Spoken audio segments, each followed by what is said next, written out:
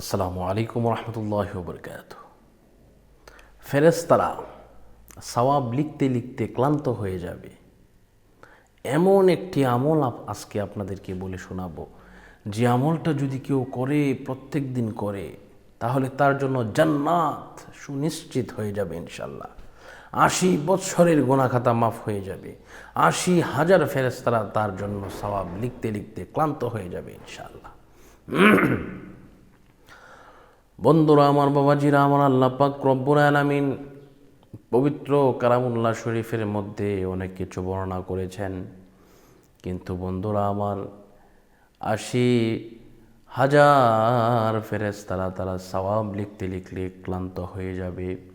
এই আমলটি হচ্ছে এই: আপনি যদি তওবা করেন, আল্লাহ পাক রব্বুল আলামিন সেই তওবাকে এমন পছন্দ করেন, আপনার সারা জীবনের যত গুনাহ করেছেন যদি তওবা করেন, সমস্ত গুনাহকে আল্লাহ পাক রব্বুল আলামিন মাফ করে দিবেন। সুবহানাল্লাহ।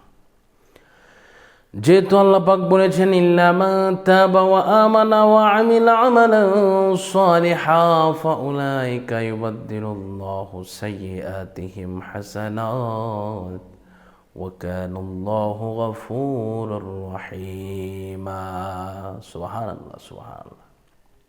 এজন্য আপনি তওবা করবেন। তওবাটা কি? আল্লাহ রাসূল সাল্লাল্লাহু আলাইহি ওয়াসাল্লামের কোনো গুনাহ ছিল না, উনি নিষ্পাপ ছিলেন, এরপরে উনি তওবা করেছেন।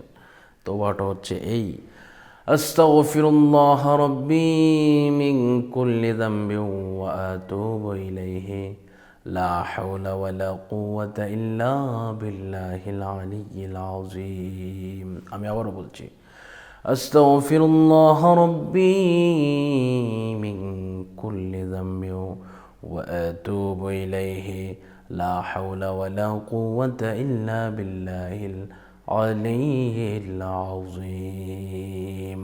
এইভাবে আপনি তওবা করবেন, ইনশাল্লাহ দেখবেন আল্লাহ পাক আপনার জিন্দেগীর সমস্ত গুনাহ খাতাকে মাফ করে দিবেন। আপনি একেবারে সুন্দরভাবে জীবনযাপন করতে পারবেন। আপনার জীবন হয়ে যাবে পূর্ণাঙ্গ, আপনার জীবন হয়ে যাবে সুন্দর, আপনার জীবন হয়ে যাবে মধুময়।